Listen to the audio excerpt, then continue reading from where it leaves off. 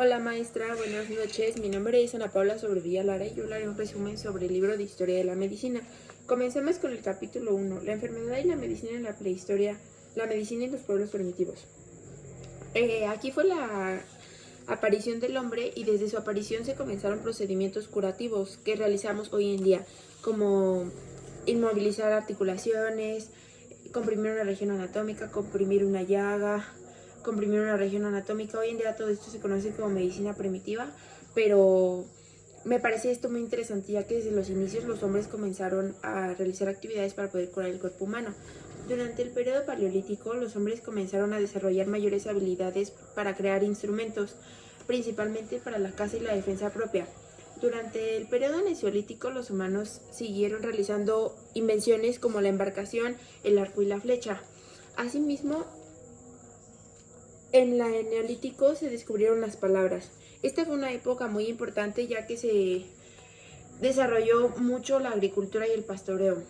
Se comenzaron a realizar civilizaciones y evolucionaron un poco más. Durante todos estos periodos, el hombre se interesaba en aprender cómo era que llovía o cómo era que existían los rayos. Todo esto se le atribuyeron dioses o seres sobrenaturales.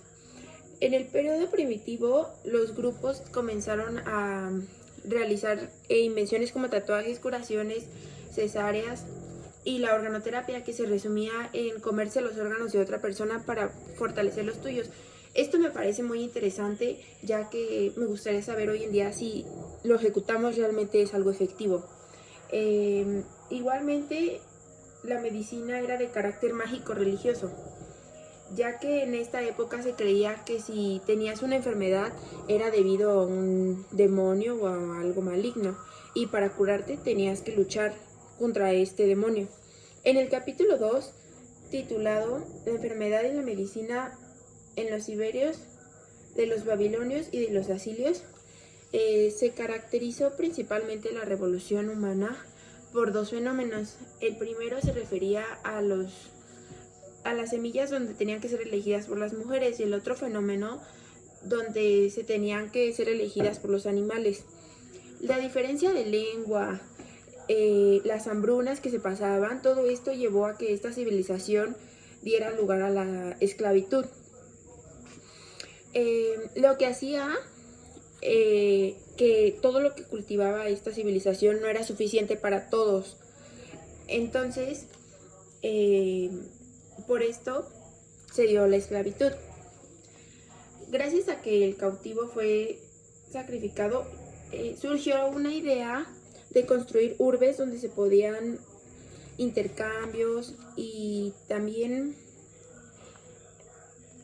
el intercambio se convirtió en una labor muy importante, ya que fue necesario que los artesanos fabricaran utensilios como materiales aliados, ya que en esta época se dio una invención que es el fuego el día de hoy. Cuando el pueblo era amenazado con plagas, invocaban a un dios Marduk que tenía fuerza sobre la ciencia y permitía que esta plaga se fuera, y podía ayudar a las personas económica y saludmente. Esto ayudaría a que los pacientes mejoraran. En el capítulo número 3, titulado La enfermedad y la medicina en el antiguo Egipto, existían unas leyendas donde Tok, el dios médico, en el que se representaba una cabeza de un ibis. Esto se debía a que se introducía el largo pico por el recto. Esta ave dio una idea del primer edema, porque esto curó a un dios de una picadura de un escorpión. Esto era invocado sistemáticamente para la cura de muchas enfermedades. El culto a los faraones también existía como descendientes. Como divinidad solar, construyó una forma primitiva de hacer una dinastía humana. En los templos se encontraba un área destinada para la medicina, y en algunos otros se podía encontrar en otra parte que se llamaban per Anch o casa de la vida. Antes, en tiempos antiguos, se acostumbraba que los enfermos tuvieran sus síntomas, los tenían que decir para que estos datos se escribían en los templos que llegaron a ser depositados principalmente en estos registros por mucho tiempo.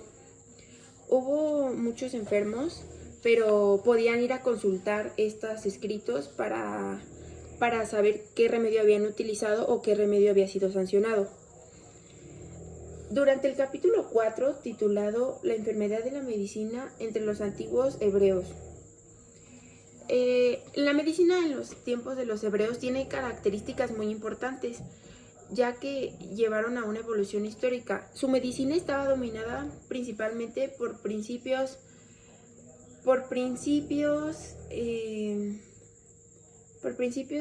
terapéuticos.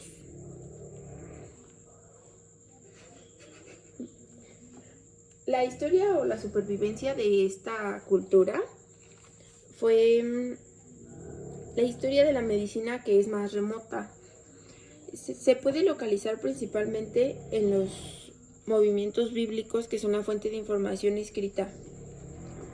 Aquí también podemos encontrar tradiciones, leyes o otras cosas.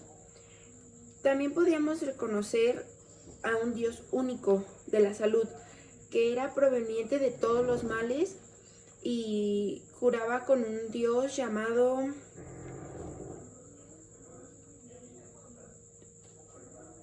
y que pues proporcionaba un merecido castigo. También en el capítulo 5, titulado La enfermedad y la medicina de la antigua China, se dice que antes la civilización china era gobernada por un emperador Fi. Los dos principales emperadores era Shen Nu. Fue persona enseñó a hacer el cultivo, las plantas y a la agricultura. A estas personas se les atribuyó la introducción a la medicina y la herbolaria y la acupuntura. Esto me parece muy interesante, ya que fue una civilización muy avanzada, ya que tuvo aportaciones con la acupuntura y la herbolaria, que son cosas que ocupamos hoy en día. Entonces son cosas que realmente en ese tiempo eran efectivas y que hoy seguimos utilizándolas.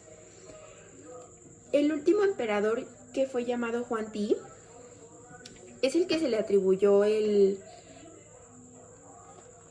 texto Huang Ti, que era un texto más antiguo de la medicina china, donde en estaba compuesto de 5 elementos: madera, fuego, tierra, metal y ra.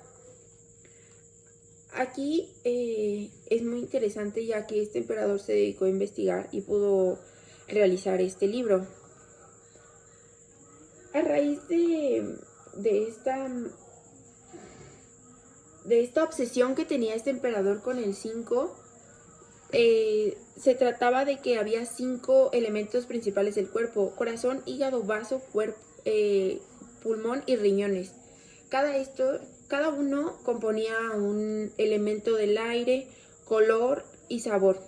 La acupuntura en este tiempo se componía de introducir agujas en el cuerpo, que es como la conocemos hoy en día. La mexibustión era un método que se utilizaba en China y Japón y que consistía en la aplicación de boas o nuxas, que estaban hechas de hoja vulgaris disecada, que era un método muy, muy popular en ese tiempo. Existió también una hoja farmacológica que consta de 52 volúmenes, en el que describen más de 2000 medicamentos. Uno de los cultivos de la riqueza china fue este libro. Existía también un medicamento de origen vegetal que estaba incluido en ese libro, el cual ayudaba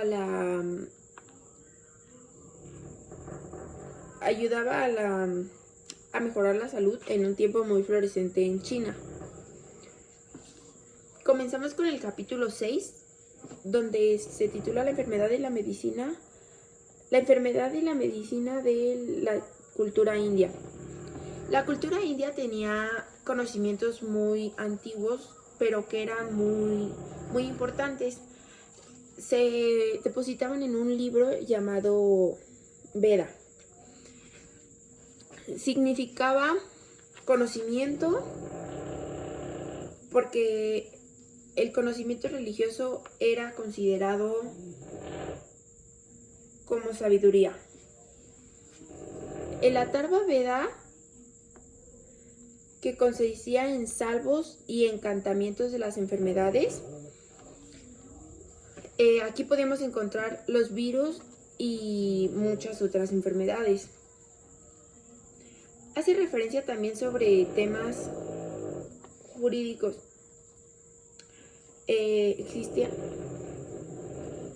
Este libro ayudó a la formación de otros libros también, que describían enfermedades tales como la fiebre, tumores, diabetes, tuberculosis, epilepsia, etc. Y todas estas son enfermedades que hoy en día conocemos. Entonces, desde culturas muy anteriores ya sabían de qué se trataba cada enfermedad. Ya eran enfermedades estudiadas. Otras personas estudiaban las epidemias y la naturaleza, los diagnósticos de las enfermedades, uso de los medicamentos para tales enfermedades, uso de los medicamentos terapéuticos y otras cosas.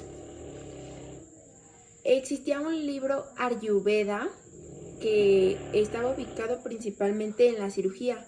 Trató la medicina interna, la patología y la obstetricia también, biología, oftalmología y un poco también de psicología. Este libro es muy importante y fue como lo que más marcó a esta cultura. En el capítulo 7 existió la medicina precolombiana y Centroamérica. En esta cultura los incas tenían una creencia de enfermedades relacionadas que estaban por el pecado, por lo cual se curaban por un sacerdote. A los sacerdotes les pagaban con mujeres. Había ciertos magos que se dedicaban a tratar de curar estas enfermedades. Había una técnica que la llamaban conejillo de indias, donde era frotar un cuyo sobre el vientre del conejo hasta que el animal lo muerda y muera. Era utilización de remedios vegetales como la coca para tratar heridas. Las pruebas fueron causadas por medidas de higiene. Cuando morían, las personas les abrían el cráneo para que las personas sacaran todos sus malos espíritus, lo cual me parece algo muy drástico, ya que hoy en día no se practican esas cosas. En el último capítulo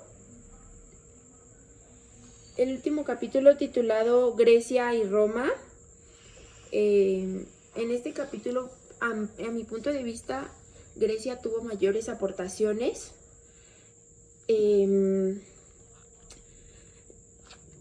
el último capítulo titulado Grecia y Roma, la medicina griega parte de la mitología y la religión, pero esto no afectaba en los conceptos de cómo se conocía la medicina, ya que esta cultura rompe definitivamente con el pensamiento mágico para volverse racional. Estuvo súper cerca de convertirse en una ciencia experimental y científica como la conocemos hoy en día, cualquier ciencia.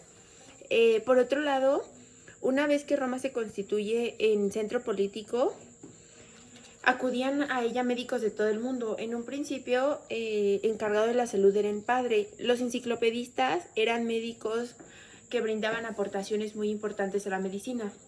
Las cualidades propias del ser humano se distinguen en dos categorías. Eran nutrición, reproducción del crecimiento y las funciones cardiorrespiratorias, sensibilidad y movimiento también.